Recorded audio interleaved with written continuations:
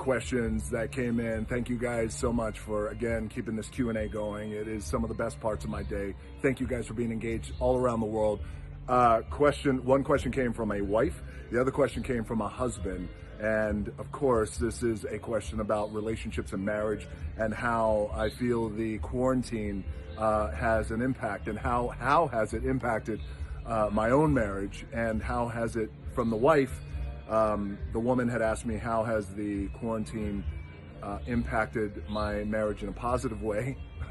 And of course, from the dude, he said, Rock, I got married the same time as you guys did last August. How do I keep this shit going? This quarantine is killing me. I need help. 10 exclamation points.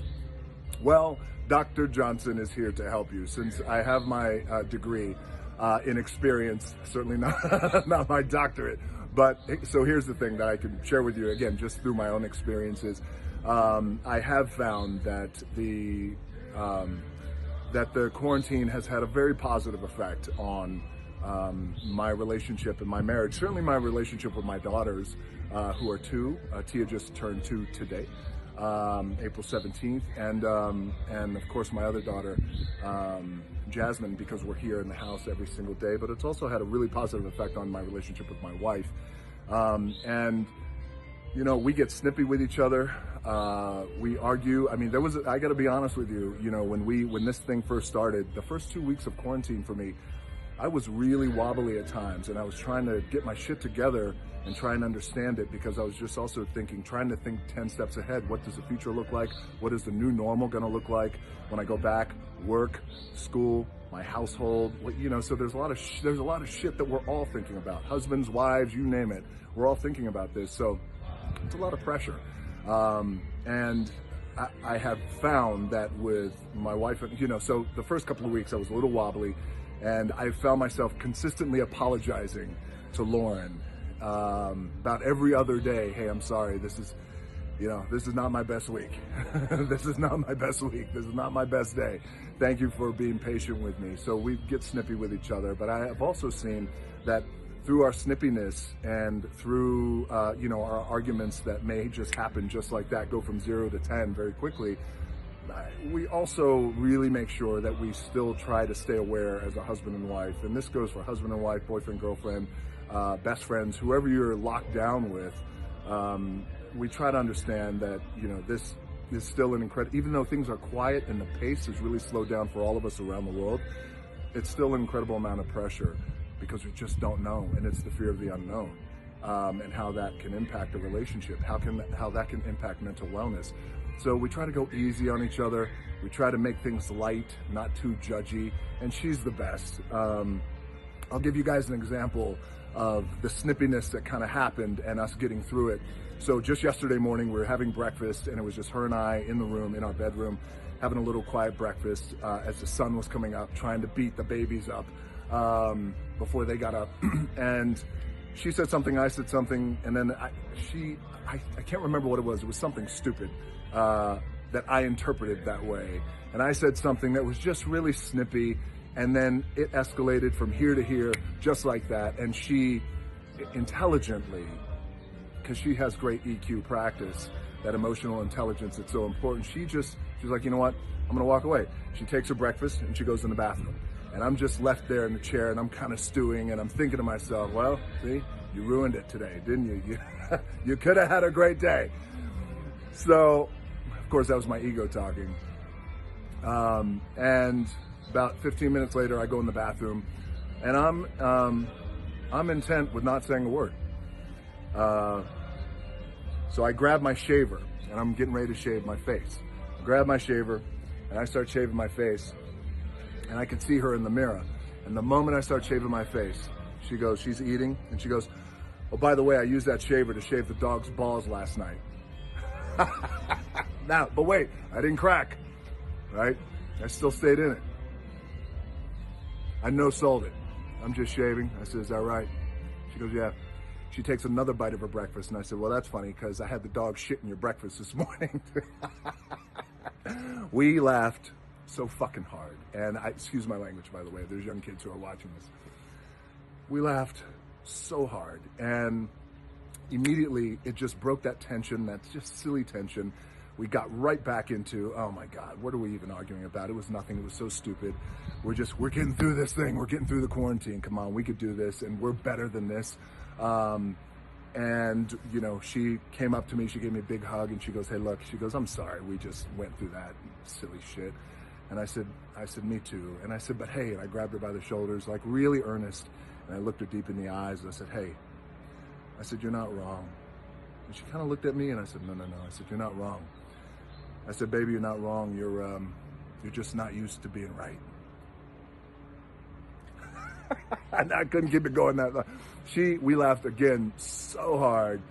And so the point of this is to let you guys know that we're going through the dumb shit too, you know, and we try to make sure that it doesn't get too heavy. The arguments don't get too heavy or sludgy in this thing. And, you know, I talk to all my boys too, or we have our, you know, our daily and sometimes our weekly calls about how everybody's going through it. We take a mental inventory check. Lauren and I take a mental inventory check. I say, how you getting through? How you feeling? You hanging on all right? You know, and again, it's good to check in with your partners too, or your boyfriend, girlfriend, whoever it is. And also what I have found, what works for us, and I'll share this with you, is now's the time to really try and do your best to communicate and articulate your feelings as best you can. And even if you're not a good communicator, and at one time, I was the shits at communicating many moons ago, but I got a lot better at it. Because there's real power and value in communicating, especially being really direct with your feelings. Now's the time to do that. If you need to walk away, if you need to take a walk alone, if you need some alone time, some music time, meditate time, if you need to get a little physical outside, do your, you know, whatever exercises you're able to do outside, I would recommend that you do that, because, you know, nobody's a mind reader, and especially during this time, it's really important to do that. So we went through that yesterday, and then last night, we poured ourselves a couple of glasses of Terramana. We had a nice little toast of gratitude, and then we started practicing making babies again. You're welcome. Showed her why they call me the Rock. Listen, all right, she's gonna pull me aside for that comment. She's like, what are you doing? All right, this is almost 8 minutes of your life you're never gonna get back. Thank you for your questions. I love these Q&As. They're some of the best parts of my day. And I hope this helps you guys around the world. It's not easy. This shit is not easy. You're locked down. You know, you're with your partner, your loved one, husband, wife, boyfriend, girlfriend. And I get it, it's not easy. But we're gonna we're gonna get through this on the other side. And hopefully, my marriage and your marriage and all your relationships are gonna be better on the other side of this thing. All right. Most importantly, stay healthy and stay safe. And all right, great question that came in a few hours ago that I just saw from you guys. I want to thank you again for being so engaged with our Q&As that we've been going on. There's parts of my day, I'm sure like you guys, that I feel sturdy and balanced and anchored and focused on our future. And then there's parts of my day that get a little wobbly because of the uncertainty that's happening, you know, in life as we're trying to figure this whole thing out. Anyway, okay, so the question was, in my entire professional wrestling career, what is the one match, or do I have a match that is most meaningful? The answer to that is yes. And of course, my very first match that I ever had as a professional wrestler in San Antonio, Texas, and my last match that I had as a professional wrestler in New York City, where I started my career in the WWE, were very memorable. But the one match that I will always carry with me deep in my heart, in my bones, happened in Honolulu, Hawaii.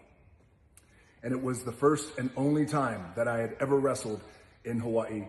And the reason why it was so, and it was not a big pay-per-view. There were no, it was not a big television production. It was what we call a live event or a house show in the world of professional wrestling, where it's just an event. And the reason why it meant so much to me was as many of you know, I did a lot of my growing up in the islands of Hawaii. And when we were there, my grandparents, my grandfather, High Chief Peter Maivia, was a professional wrestler, the first pro wrestler to put the island of Samoa on the map. My grandmother, Leah Maivia, was his wife. And my grandfather owned a professional wrestling promotion in the islands of Hawaii that he ran. My grandmother ran it with him. My dad and my mom helped them too as well promote this wrestling. And this was in the late 70s when we were there. I was just a little boy. And they struggled, man. I mean, my grandparents struggled. My parents struggled with this promotion. They could never get it off the ground. And, you know, we all five of us lived in a little apartment on Kapiolani Boulevard that's still there today, that I always loved driving by and looking up at all the memories. But Hawaii for me, on the multiple times we lived there, always represented struggle. It always represented tough times.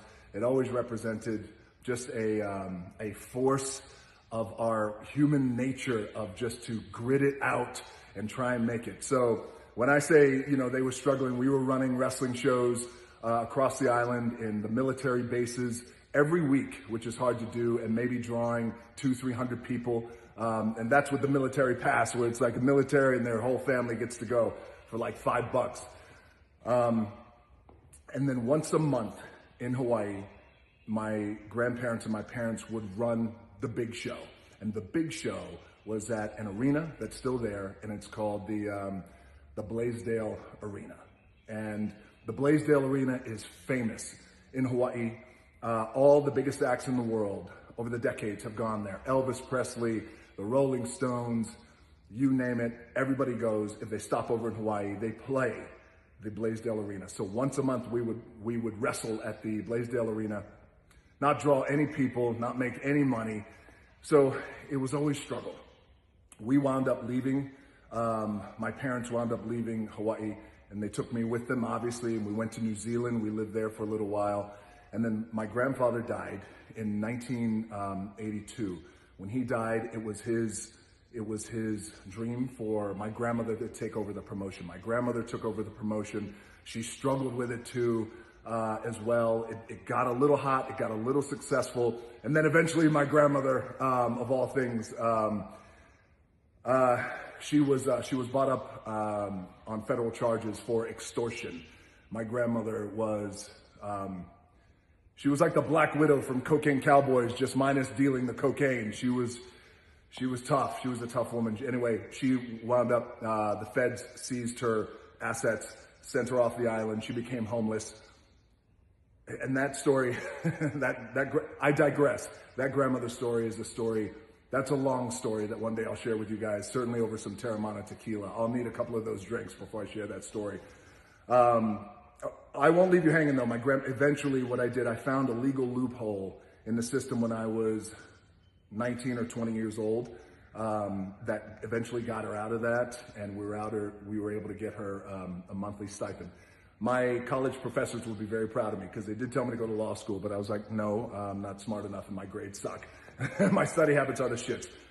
Anyway, I didn't want to leave you hanging on that homeless story. She eventually got out of that. I will tell you everything down the road. That's another story. So Hawaii always represented this kind of struggle, including what I just shared with you, the little bit I shared about my grandmother and losing the wrestling business. So when Vince McMahon approached me at the height of my professional wrestling career, the first run of my professional wrestling career, and he said, hey, what do you think about going to Hawaii, small show? He's like, you probably don't want to go because it's a lot of travel. And I said, no, I cut him off. I said, you don't understand. It would be the most meaningful show of my life. And he kind of looked at me and said, really? I said, absolutely, book it. So I headlined that show. We went to Hawaii, and I wrestled a guy by the name of Chris Jericho, a very good buddy of mine today. And I got to tell you guys, I've had the honor and the privilege, and I've been a lucky son of a bitch to have the career that I've had in professional wrestling. I've wrestled around the world, every major arena in this country, every major arena around the world. And the most meaningful match I've ever had was to go back to Hawaii at the Blaisdell Center and be the main event. Sold it out, by the way, faster than Elvis did. I'm just saying. When I got that phone call, like, you just beat Elvis with how fast the sellout happens. I said, is that right? I love you, King. But how cool was that? I was so grateful to hear that news. It was so special. I flew my entire family in for this because everybody knew what this moment meant, including my grandmother. I flew my grandmother in. I have goosebumps right now thinking about it. I flew her in. She was sitting there, and my music hits. If you smell, bang, I come out. I see them, and I give everybody a kiss at the front row. We have our match. It was a phenomenal match. Chris Jericho was a great dance partner for me. And afterwards, I get on the mic and I thank the crowd, and I just let them know how meaningful this is to me and to my family. Because for years and years and years, Hawaii just meant struggle. So I thanked them. And what was beautiful about that night was, and I have wrestled in front of some wild crowds that were on fire. And you could just feel it. I mean, there could be 50,000 people on fire, but it would still feel so intimate to me, like I could reach out and we would just have this connection. That night was special because the people of Hawaii, the culture, they all knew what it meant for me to go back. And afterwards, have the match. We go in the back and celebrate with the family, quiet celebration. You know, we're back there, and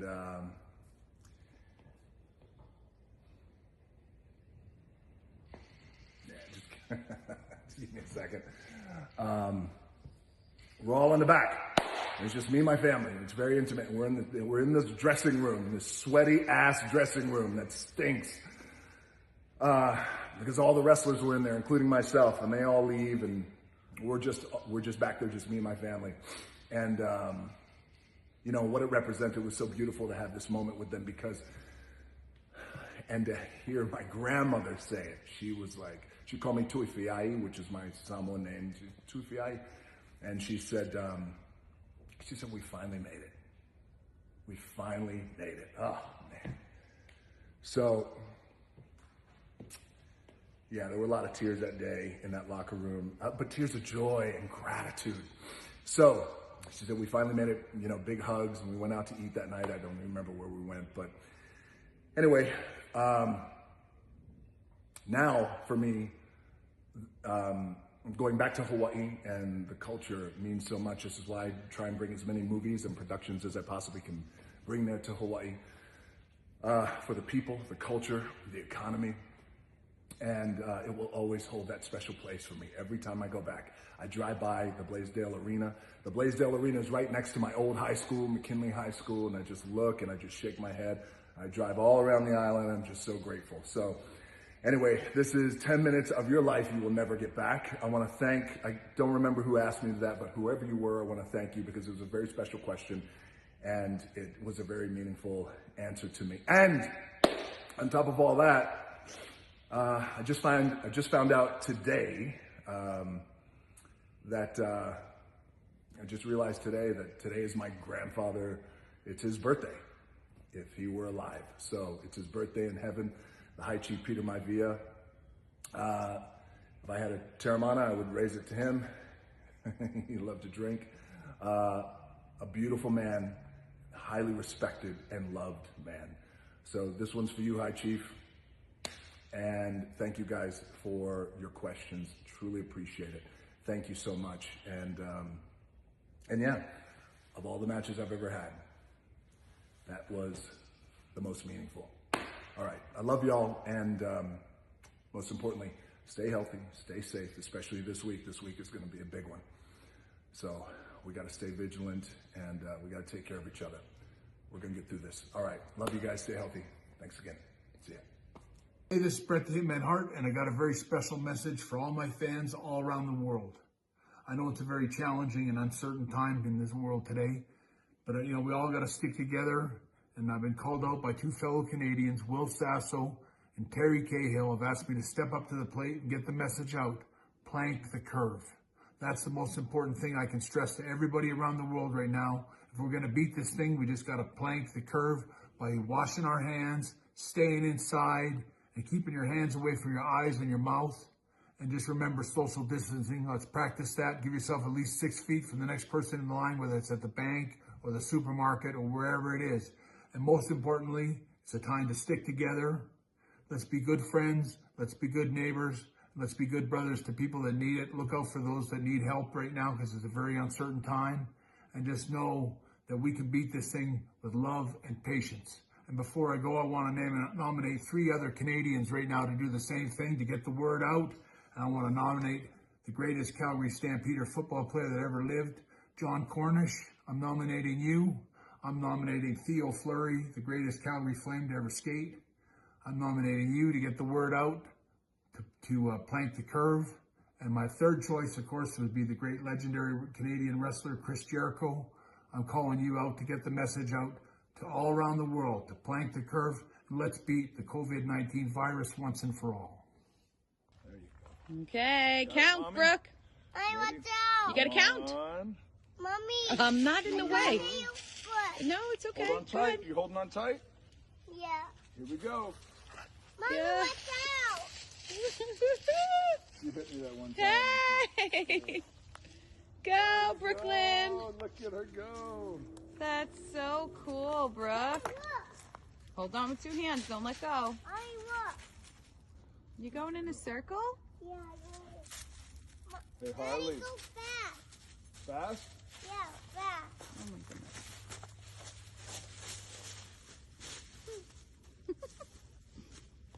Good job. How close to that tree did you just I don't know. Let me like see. you dropped that Yeah, something just happened. If she was going a little bit faster, she would be very close to the tree, No, actually. this way, this way, this. Oh, look at her. Hey, cross your feet. Cross your legs. There you go. I gotta go fast. Wait, no. I want you to open this present and the one with the little ribbon on it. Open that first.